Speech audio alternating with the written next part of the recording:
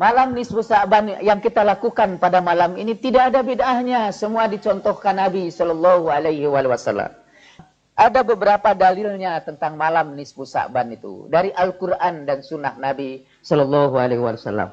Dalam Al-Quran itu di dalam surat Ad-Dukhan, surat nomor 44. Bismillahirrahmanirrahim. Hamim wal kitabil mubin. Inna anzalnahu fi lailatin mubarakatin. Inna kunna munzirin. Fiha yufraqu kullu amrin hakimin. Amran min indina. Inna kunna mursilin. Rahmatan min rabbik. Innahu huwas sami'ul alim. Rabbis samawati wal ardi wa ma bainahuma in kuntum muqinin. Dengan nama Allah yang Maha Pengasih dan Penyayang. Hamim. Demi kitab yang jelas. Sesungguhnya kami turunkan dia pada malam yang penuh berkah. Sesungguhnya kami mengirimkannya sebagai peringatan. Pada malam itu dipisahkanlah semua urusan dengan bijaksana. Urusan dari hadirat kami. Dan sesungguhnya kamilah yang mengutus sebagai rahmat dari Tuhan kamu. Sesungguhnya dia maha mendengar dan maha mengetahui. Tuhan pemilik langit dan bumi dan di antara keduanya jika kamu semua meyakininya. Sebagian ahli tafsir mengatakan bahwa yang dimaksud dengan ayat ini adalah malam nisfu Sa'ban. Dan pada malam itulah dipisahkan segala urusan yang bijaksana. Kemudian biasa para ahli tafsir mengutip beberapa hadis tentang keutamaan malam nisfu Sa'ban.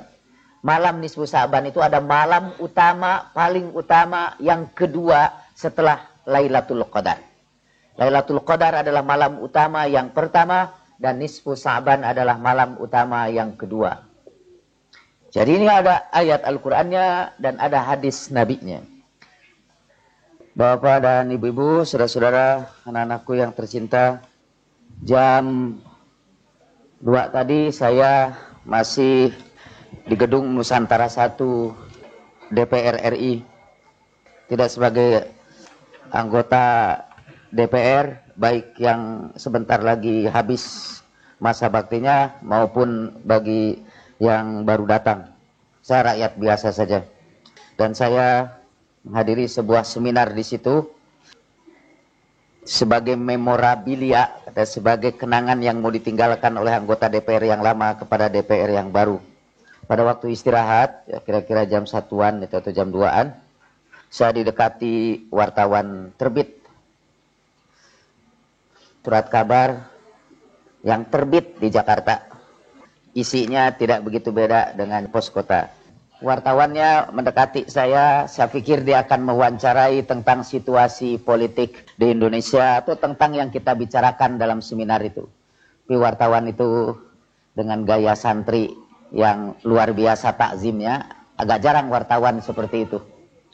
Lalu dia tanya, malah dia manggil saya Pak Profesor. Ada orang mengatakan bahwa nisfu Sa'ban itu bid'ah. Bagaimana pendapat Bapak? Walaupun saya bisa saja tidak menjawab karena saya berada di gedung DPR dan tidak ada hubungannya dengan nisfu Sa'ban. Tapi saya jawab juga untuk menghormati malam nisfu Sa'ban ini. Ada maksud dengan bid'ah? Apa betul Ustadz bahwa nisfu Sa'ban itu bid'ah? Apa yang ada maksud dengan bid'ah? Ya, bid'ah itu sesuatu yang tidak dicontohkan oleh Nabi Shallallahu Alaihi Wasallam. Dan siapa yang melakukan bid'ah, dia sesat. Siapa yang sesat, dia masuk neraka. Kullu bid'atin dolalah wa kullu dolalatin finnar. Saya bilang kepadanya bahwa hadis itu adalah hadis yang pertama kali saya hafal setelah saya jadi mubaligh. Dulu saya mubaligh Muhammadiyah. Dan hadis yang pertama kali saya hafal dan sering saya ulang-ulangi itu. Kullu bid'atin dolalah wa kullu dolalatin finnar. Semua bid'ah itu sesat dan semua kesesatan itu di neraka. Karena memperingati nisfu Sa'ban dengan ibadah-ibadah di malam itu adalah bid'ah, maka bapak-bapak, ibu-ibu, saudara-saudara, ananda-ananda yang saya cintai dari Mutahari, itu semua adalah orang-orang yang sesat. Jadi boro-boro dapat surga datang ke sini itu malah semua masuk neraka. Lalu saya katakan kepadanya, apakah semua yang kita lakukan itu harus ada contohnya dari Nabi Shallallahu Alaihi Wasallam? Ya, kata dia. Apakah semua yang tidak dicontohkan Nabi itu tidak boleh kita lakukan? Misalnya pergi haji dengan naik pesawat terbang, atau berangkat dari Arafah ke Muzdalifah terus sampai ke Mina dengan mengendarai bis. Karena waktu itu Rasulullah mencontohkannya dari Arafah, Muzdalifah, Mina itu naik keledai beliau itu. Keledainya malah kecil. Ketika beliau berangkat meninggalkan Arafah menuju Muzdalifah, di Muzdalifah beliau wukuf subuh-subuh. Keledainya itu karena kecilnya hampir-hampir tersungkur didesak oleh rombongan yang banyak. Sementara rombongan berjalannya lebih cepat dari keledai Rasulullah Shallallahu Alaihi Wasallam. Sampai Rasulullah dan beberapa orang sahabat memperingatkan yang lain-lainnya, sahabat yang lainnya untuk slow down karena mengantarkan keledai Nabi Shallallahu Alaihi Wasallam. Dia mengatakan itu sih urusan dunia. Kalau urusan dunia boleh kita melakukan hal-hal yang baru yang tidak pernah dicontohkan Nabi, kata. Itu bid'ah juga, tapi bid'ah hasanah. Bid'ah yang baik dalam urusan dunia itu. Tapi ini yang dimaksud bid'ah itu ialah dalam urusan ibadah. Kata, dipisahkan antara ibadah dengan urusan dunia. Dalam urusan ibadah kita harus mencontoh Nabi Shallallahu Alaihi Wasallam. Sekarang saya tanya, saya bilang, apakah mencari ilmu itu ibadah? Ya, ibadah. Mencari ilmu itu ibadah, betul. Tapi kan yang dilakukan pada malam nisfu Sya'ban itu ibadah juga itu. Baca Quran, baca doa, sholat, itu semua ibadah. Kenapa Anda sebut bid'ah? Dan itu baca Quran, apa ada contohnya dari Nabi? Ada. Sholat ada contohnya dari Nabi? Ada. Kalau ada orang mengatakan, enggak, sholat enggak ada contohnya dari Nabi, itu keterlaluan. Doa yang panjang-panjang ada contohnya dari Nabi? Ada. Sujud yang panjang itu ada contohnya dari Nabi? Ada. Tawasul itu ada contohnya dari Nabi? Ada semua. Tapi dia akan berkata begini, ya tapi menentukan hanya pada malam nisfu Sya'ban, itu satu perbuatan yang bid'ah. Menentukan waktunya harus malam nisfu Sya'ban. Apalagi dimulai dari jam 9 dan diakhiri dengan makan sahur. Tempatnya ditentukan di Masjid Al-Munawwarah. Itu semua perbuatan bid'ah karena tidak dicontohkan oleh Nabi. Tapi wartawan itu emang tidak menanyakan itu sih, tidak sampai ke situ. Mungkin kepada orang seperti itu saya akan bertanya kembali. Mencari ilmu itu ibadah. Disepakati, ibadah yang mulia. Lalu kalau kamu cari ilmunya itu di SMA Plus Mutahari, setiap mulai hari Senin sampai hari Sabtu, dan setiap hari dimulai dari jam 7:30 dan berakhir sampai jam 2 atau 2:30, menentukan waktunya, itu bid'ah itu. Kalau dia suka ngaji, saya pasti tanya, kamu ngajinya di mana? Saya ngajinya di Masjid X pada setiap malam Rabu. Itu juga bid'ah karena menentukan waktunya. Nah sekarang, kalau begitu sih, apa sih yang disebut bid'ah itu? Bid'ah itu ialah memasukkan ke dalam agama yang bukan agama. Tapi definisi itu terlalu memusingkan buat orang yang tidak tahu mana agama dan mana yang bukan agama. Jadi rada sulit. Saya lebih setuju dengan definisi dari Ibnu Qayyim al-Jauziyah. Kata beliau yang disebut bid'ah ialah kullu ma yukhalifu sunnata Rasulillah sallallahu alaihi wa alihi wasallam. Semua hal yang bertentangan dengan sunnah Nabi itu disebut bid'ah. Semua hal yang bertentangan dengan sunnah Nabi. Apa sih yang disebut sunnah Nabi? Tanya kepada murid kelas 2 SMA Plus Mutahari yang sekarang ini sedang mengikuti kuliah Ulumul Hadis. Kuliah pertama adalah membedakan sunnah dengan hadis.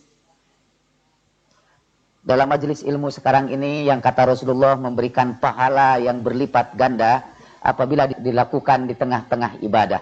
Bahkan pahala majelis ilmu itu lebih besar dari pahala-pahala ibadah ritual. Sekarang ingin saya beritahukan kepada bapak-bapak dan ibu-ibu yang tidak ikut kuliah hadis bersama anak mutahari. Apa bedanya hadis dengan sunnah? Hadis ialah kullu ma udhifa ila Rasulillahi sallallahu alaihi wa alihi wasallam min qaulin aw fi'lin aw taqririn aw wasfin khalaqi wa khuluqi. Yang dimaksud dengan hadis ialah segala hal yang dinisbahkan kepada Nabi sallallahu alaihi wa alihi wasallam, baik berupa ucapan, perbuatan maupun ketentuan, atau berupa sifat-sifat fisik Nabi atau sifat-sifat akhlak Nabi. Itu semua disebut hadis. Asal cerita tentang Nabi itu disebut hadis. Tapi tidak semua hadis itu ada sunnahnya. Misalnya hadis yang berbunyi Rasulullah sallallahu alaihi wa alihi wasallam menikah pada usia 25 tahun kepada janda yang berusia 40 tahun.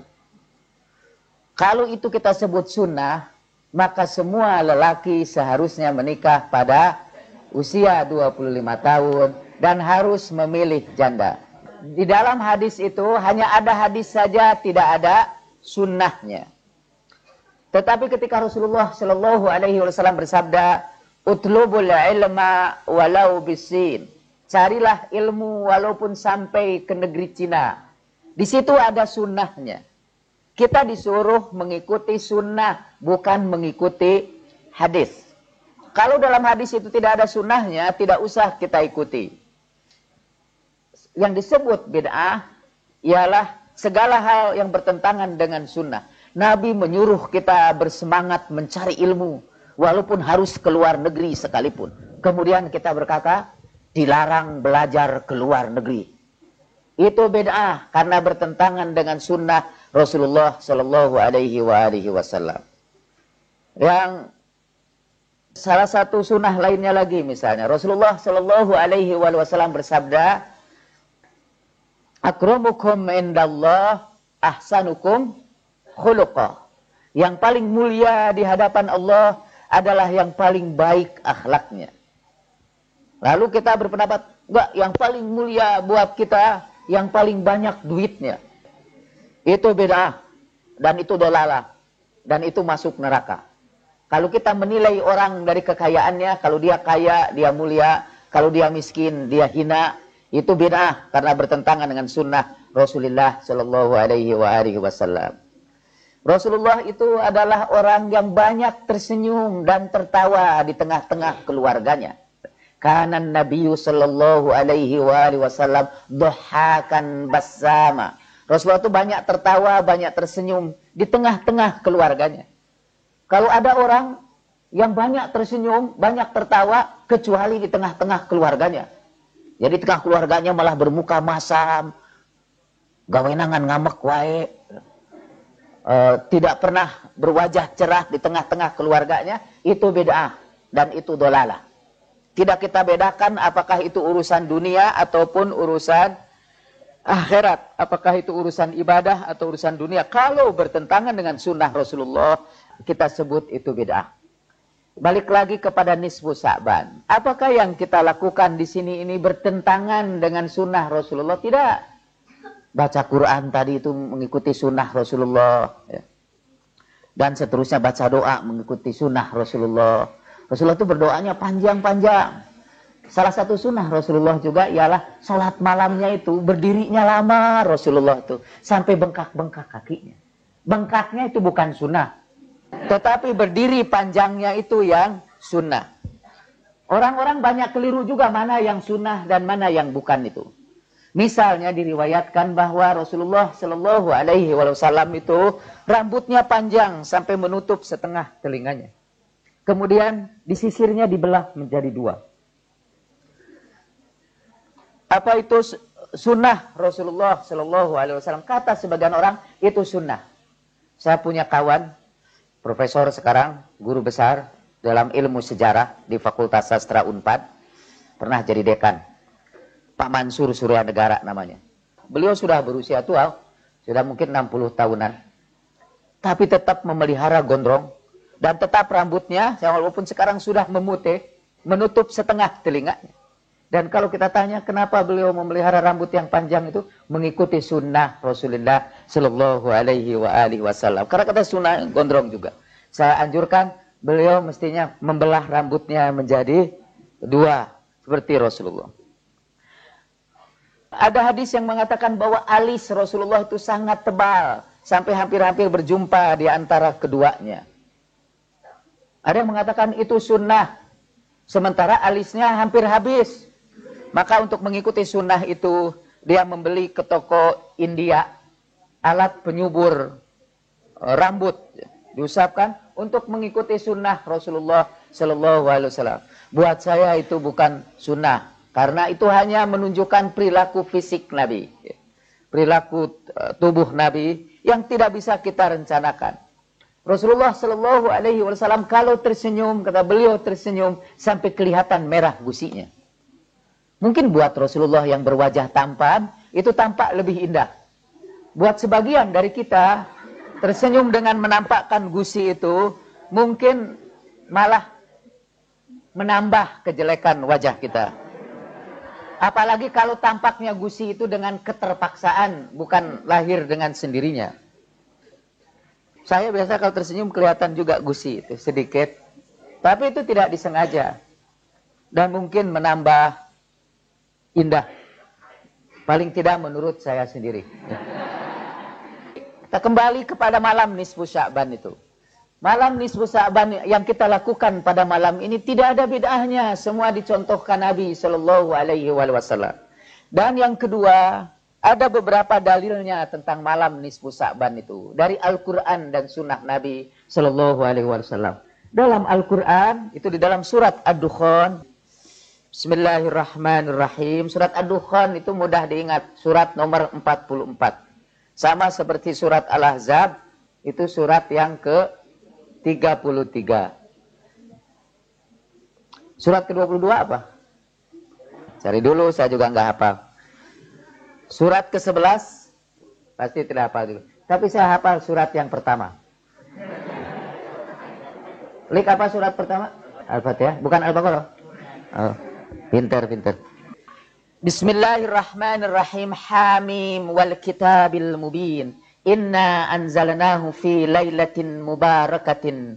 Inna kunna munzirin. Fiha yufraqu kullu amrin hakimin. Amran min indina inna kunna mursilin rahmatan min rabbik innahu huwas sami'ul alim rabbis samawati wal ardi wa ma bainahuma in kuntum muqinin. Dengan nama Allah yang Maha Pengasih dan Penyayang. Hamim, demi kitab yang jelas, sesungguhnya kami turunkan dia pada malam yang penuh berkah, sesungguhnya kami mengirimkannya sebagai peringatan. Pada malam itu dipisahkanlah semua urusan dengan bijaksana. Urusan dari hadirat kami. Dan sesungguhnya kamilah yang mengutus sebagai rahmat dari Tuhan kamu. Sesungguhnya dia maha mendengar dan maha mengetahui. Tuhan pemilik langit dan bumi dan di antara keduanya jika kamu semua meyakininya. Sebagian ahli tafsir mengatakan bahwa yang dimaksud dengan ayat ini adalah malam nisfu Sya'ban. Dan pada malam itulah dipisahkan segala urusan yang bijaksana. Kemudian biasa para ahli tafsir mengutip beberapa hadis tentang keutamaan malam nisfu Sya'ban. Malam nisfu Sya'ban itu ada malam utama, paling utama, yang kedua setelah Lailatul Qadar. Lailatul Qadar adalah malam utama yang pertama, dan nisfu Sya'ban adalah malam utama yang kedua. Jadi ini ada ayat Al-Qur'annya dan ada hadis Nabi-nya. Kata Imam Ali karamallahu wajhah, pada bulan Sya'ban itu Allah menawarkan kepada kalian istana-istana surganya dengan harga yang semurah-murahnya dan dengan cara yang semudah-mudahnya. Bi arhasil thaman wa bi ashalil amr. Dengan harga yang semurah-murahnya dan dengan cara semudah-mudahnya. Artinya pada malam nisfu Sya'ban itu Amal yang sedikit saja dihitung sebagai amalan yang mulia. Tidur aja tadi itu ada berapa yang tidur, itu dapat pahala. Enak kan dengan harga murah, sekedar tidur aja, itu dapat pahala. Apalagi bangun tentu. Bangun, sekiranya bangun itu, dan kita hanya membaca subhanallah, walhamdulillah, wala ilaha illallah, wallahu akbar, 100 kali misalnya. Itu gampang sekali. Itu bisa kata Imam Ali, maka belilah itu tawaran Tuhan itu dengan kesungguhan hatimu. Fashtarauhu, kata Imam Ali, belilah itu dengan bersungguh-sungguh. Karena malam nisfu Sa'ban itu, dan hanya satu malam itu nisfu Sa'ban itu. Kalau beberapa malam artinya jadi malam-malam nisfu Sa'ban. Hanya satu malam.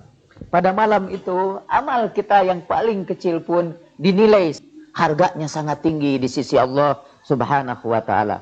Untuk apa malam itu mursilen, katanya. Allah menjadikan malam ini, diutuskan kepada kita malam ini rahmatan mirabbika, sebagai ungkapan kasih sayang Tuhanmu.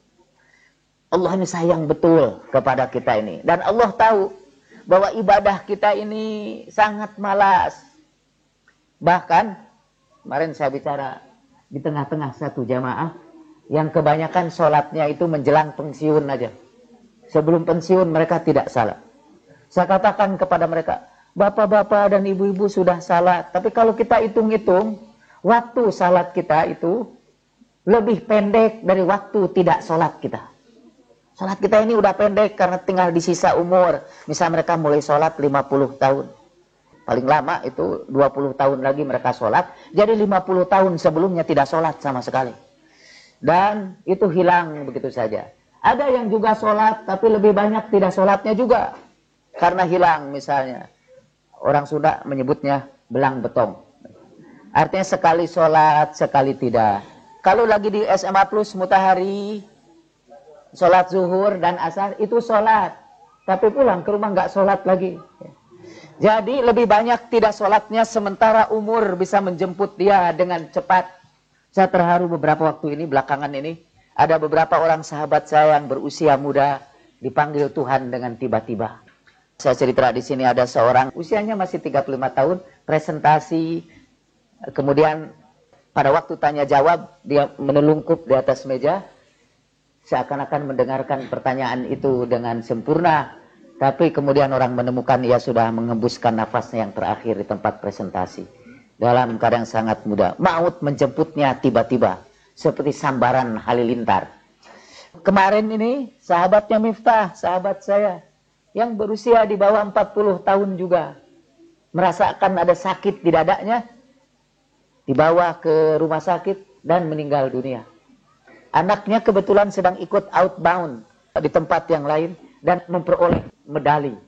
Dia pulang kepada orang tuanya dengan bangga karena punya medali. Dan dia dapatkan bapaknya sudah meninggal dunia. Keadaan tiba-tiba malakal maut mengepakkan sayapnya setiap saat di hadapan kita. Dan persiapan kita untuk itu sangat sedikit. Amal ibadah kita kurang. Perkhidmatan kita kepada manusia sedikit. Kita lebih banyak memikirkan diri sendiri. Tidak cukuplah bekal kita untuk perjalanan yang panjang itu. Saya teringat ada sebuah kitab menceritakan perjalanan kita di alam barzah nanti. Kalau kita meninggal dunia, kita sebetulnya lahir lagi di alam yang baru. Jadi tidak usah takut meninggal dunia itu, karena hanya pindah kehidupan aja. Seperti kalau kita pindah ke luar negeri. Hanya pindah aja. Kita meninggalkan Indonesia, tapi lahir lagi di New York misalnya. Dulu waktu saya pergi ke Amerika, saya mendarat di LA, di Los Angeles. Saya mendarat di Los Angeles, artinya saya lahir lagi di Amerika. Saya udah meninggalkan Indonesia, kemudian saya dilahirkan kembali di Amerika. Bersamaan dengan saya mendarat di Amerika, Iqbal anak saya, yang jadi pemimpin lab komputer, mendarat juga di dunia. Pada saat yang sama. Karena itu saya namai dia Iqbal. Iqbal itu dalam bahasa Arab artinya menuju. Nama lengkap dia Iqbal Fauzi, artinya menuju kebahagiaan. Dalam bahasa Persia, Iqbal, Iqbal, kata mereka. Itu artinya keberuntungan atau kebahagiaan. Semua anak saya pakai nama kebahagiaan. sebelum saya menulis buku Meraih Kebahagiaan. Mungkin kalau saya punya anak lagi, saya akan beri nama bahasa Indonesia, Meraih Kebahagiaan. Dipanggilnya Raih. Jadi kalau kita meninggal dunia, kita akan hidup di alam yang baru. Dan di situ kita melakukan perjalanan panjang. Kalau di sini, untuk bekal hidup kita ini duit di sini itu. Dengan duit, kalau duitnya banyak, kita bisa hidup dimanapun kita berada. Asal masih mempergunakan duit itu. Kalau kita punya duit rupiah, kita bisa hidup di Indonesia di mana saja. Duitnya banyak, hidup kita senang. Kalau kita punya duit dolar di seluruh dunia, kita bisa hidup. Kalau kita punya duit rupiah, lalu tinggal di India, insya Allah kita akan sengsara. Tidak berlaku itu duit rupiah. Saya pernah transit dulu di Mumbai sekarang namanya, dan menunggu lama sekali di situ, hampir sehari semalam. Saya mau ke toilet, dan di situ udah nunggu orang India tinggi besar. Harus bayar juga toilet di India itu, mirip Jakarta atau Bandung. Saya harus bayar ke situ, dan saya tidak punya uang dolar. Ada dolar sih, tapi ratusan. Saya tidak punya uang recehan. Kemudian yang ada, yang receh itu sisa dari Indonesia, uang rupiah. 10 ribuan begitu. Duitnya gede. Saya serahkan sama orang India aja. Gak mau dia terima. Gak mau terima. Saya bilang ini 10,000. Gak bisa katanya. Kayaknya dikasih 100,000 rupiah juga, gak mau dia terima. Soalnya itu duit gak laku di India. Ditukarkan ke bank pun gak ada yang mau menerima. Kasihan itu duit rupiah itu. Dia hanya berlaku di negeri ini saja. Kasihan betul. Nah, apa yang berlaku di alam barzah itu? Itu duit rupiah jelas tidak bakal berlaku di alam barzah. Dolar juga tidak berlaku di alam barzah itu. Apa yang berlaku sebagai alat tukar untuk kehidupan di alam barzah itu adalah amal. Amal soleh, ibadah-ibadah kita. Tadi saya baca surat Ad-Dukhan. Nah, saya baca dalam sebuah buku yang sudah terjemahkan ke dalam bahasa Indonesia tentang perjalanan di alam barzah. Ada seorang sudah menempuh perjalanan jauh dalam keadaan lelah. Kemudian dia diundang untuk hadir di sebuah perkemahan. Masuk ke kemah itu, di alam sana itu. Kemudian dia dikasih makanan yang enak-enak, buah-buahan yang sangat bagus. Katanya, wa utu biha mutasyabiha. Yang dahulu pernah juga dia alami di dunia ini. Kasih minum untuk melepaskan dahaganya. Setelah itu dia diperintahkan untuk melanjutkan perjalanannya lagi. Ketika dia tanya, sebelum dia diberi hidangan itu disebutkan, ini adalah doa-doa yang diantarkan oleh saudara-saudara kalian di dunia. Hidangan itu adalah doa yang dihantarkan oleh saudara-saudaranya yang masih hidup di dunia ini. Ketika dia keluar, sediakan kuda. Kuda yang sangat bagus sekali. Dan ini katanya hadiah dari Sayyidah Fatimah. Sayyidah Fatimah Az-Zahra, karena Anda sering mendawamkan surat Ad-Dukhan. Ad-Dukhan yang tadi saya baca itu. Dan surat Ad-Dukhan adalah surat kesayangan Sayyidah Fatimah. Surat yang bercerita tentang malam nisfu Sya'ban itu. Lalu orang itu menaiki kuda itu sebagai hadiah atas bacaannya tentang surat Ad-Dukhan. Pada malam ini boleh juga kita baca Al-Quran, membaca surat Ad-Dukhan, dan kita hadiahkan kepada mereka yang sudah meninggal dunia. Sebagai ungkapan kasih sayang kita kepada mereka, mudah-mudahan Sayyidah Fatimah berkenan untuk menghadiahkan kepada mereka yang telah tiada, bekal mereka dalam perjalanan di alam barzah nanti. Karena itu saya menganjurkan, kalau hari ini kita banyak beribadah, jangan lupa hadiahkan itu kepada orang-orang yang kita cintai. Hadiahkan sebagai ungkapan kasih sayang kita. Ada baca Quran, tidak usah surat Ad-Dukhan saja, atau Anda baca istighfar, atau Anda salat beberapa rakaat. Hadiahkan itu sebagai ungkapan kasih sayang kita kepada mereka. Dan saya malam ini belum sempat baca surat Ad-Dukhan.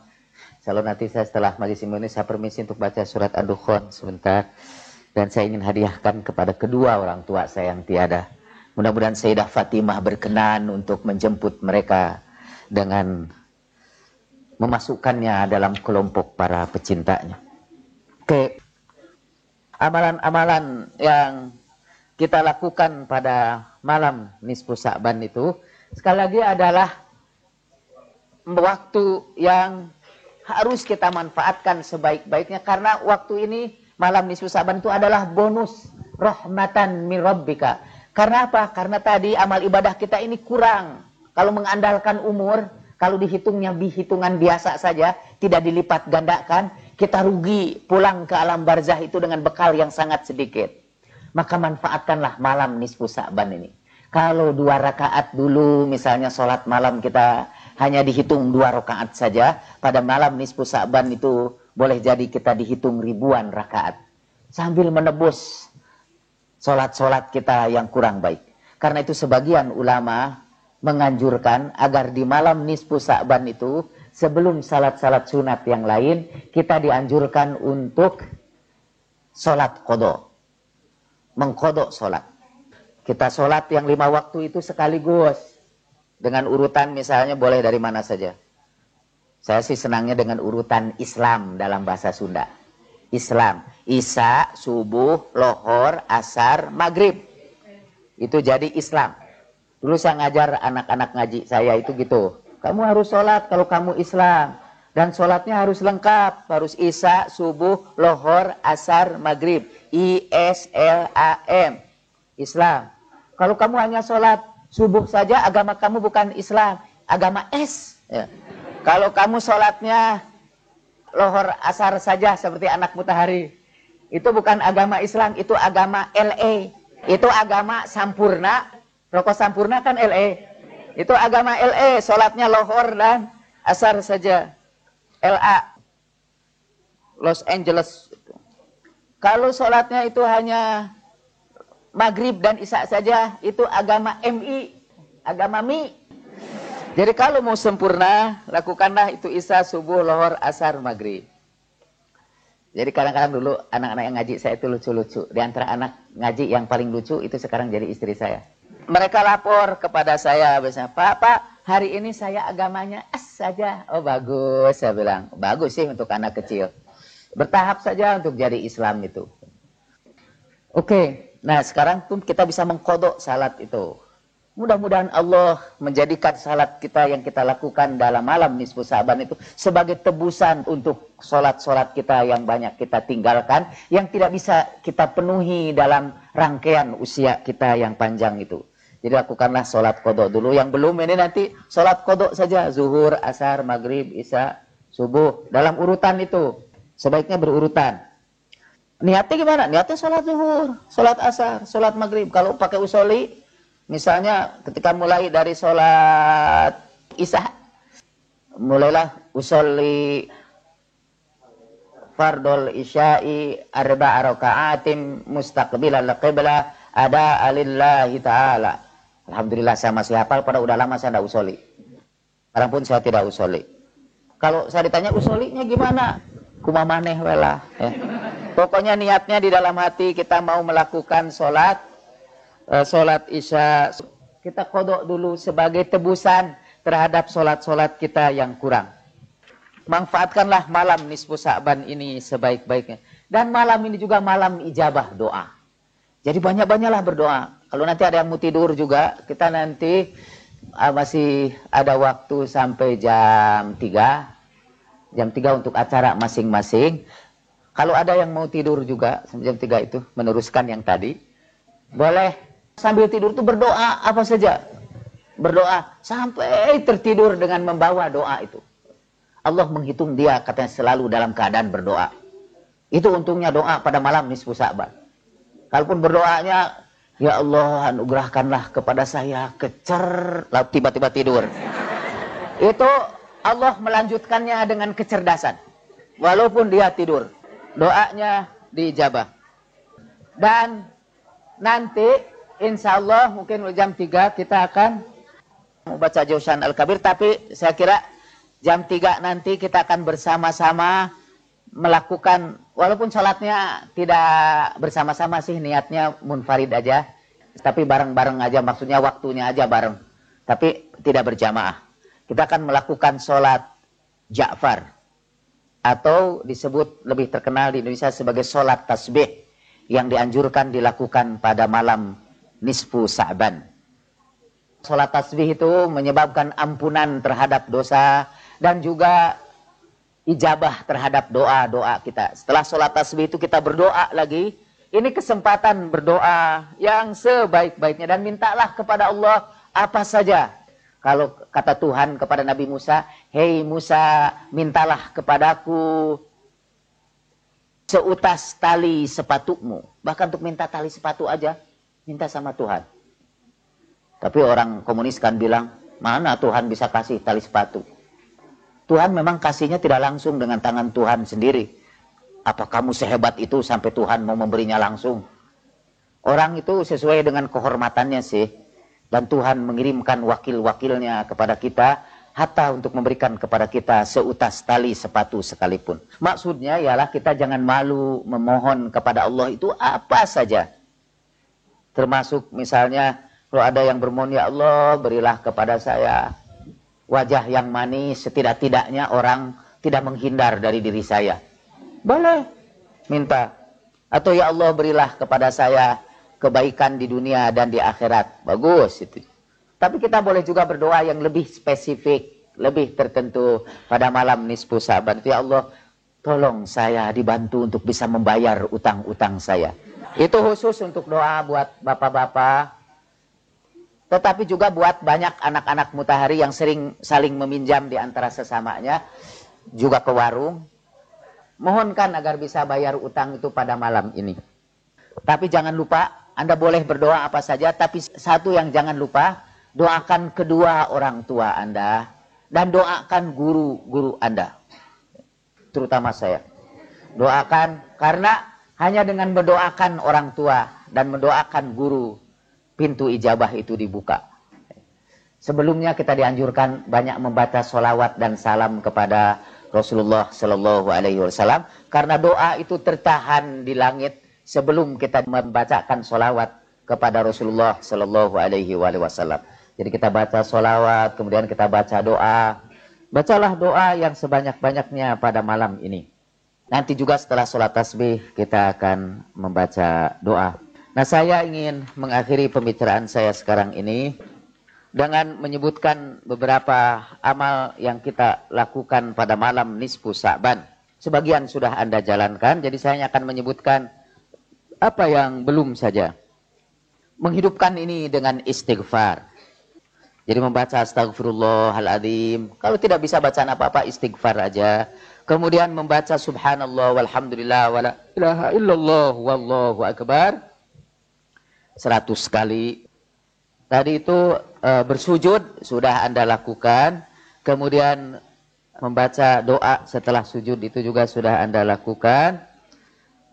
Melakukan sholat 2 rakaat dan setelah itu membaca tasbih ya subhanallah 33 kali, alhamdulillah 33 kali, dan Allahu Akbar 34 kali. Itu juga sudah Anda lakukan. Kemudian Anda juga bisa melakukan sholat-sholat apa saja. Ini di sini sholat hajat, sholat tahajud juga boleh. Kalau tahajud 11 rakaat. Kemudian sholat Ja'far itu yang akan kita lakukan. Kemudian ada doa yang dicontohkan oleh Nabi Sallallahu Alaihi Wasallam. Allahumma qsim lana min khasyatik ma yahulu bainana wa baina ma'siyatik. Kita akan baca nanti sesudah sholat tasbih. Sebelum saya mengakhiri, sebetulnya ada amal-amalan yang paling utama yang tidak boleh dilupakan pada malam nisfu Sa'ban ini. Amal-amal yang lain boleh ditinggalkan. Misalnya tidak sempat baca ini, tidak sempat, boleh. Tapi amal yang satu itu tidak boleh ditinggalkan. Amal yang satu itu ialah melakukan infak pada malam nisfu Sa'ban itu. Dalam perjalanan dari Jakarta ke sini, saya berusaha infak juga untuk mengisi malam nisfu Sa'ban itu. Atau kalau Anda kebetulan tidak membawa infak itu pada malam ini, maka niatkanlah Anda berinfak pada malam nisfu Sa'ban itu. Anda boleh melakukannya esok hari. Tapi niatkanlah infak itu pada malam ini. Di antara seluruh ciri-ciri tentang orang takwa, surat Al-Baqarah, alladzina yu'minuna bil ghaib wa yuqimuna sholata wa mimma razaqnahum yunfiqun. Itu yu'minuna bil ghaib, percaya kepada yang gaib, tidak pernah disebut pada ayat yang lain tentang orang takwa. Dan pada waktu mereka membaca istighfar pada waktu sahur. Kalau sampai waktu sahur mereka baca istighfar. Itu tidak disebut dalam ayat-ayat yang lain. Tetapi infak disebut dalam seluruh ayat tentang takwa. Tadi wa mimma rozaqnahum yunfiqun. Dalam surat Ali Imran ciri orang takwa itu malah dimulai dengan infak dulu. Alladzina yunfiquna fisarra'i wa dharra. Di dalam surat Az-Zariyat malah setelah qalilan minal laili ma yahja'un wa bil ashari hum yastaghfirun wa fi amwalihim haqqun lisaili wal mahrum. Dan di dalam harta mereka ada hak yang mereka berikan kepada orang-orang yang meminta pertolongan dan kepada orang yang kekurangan.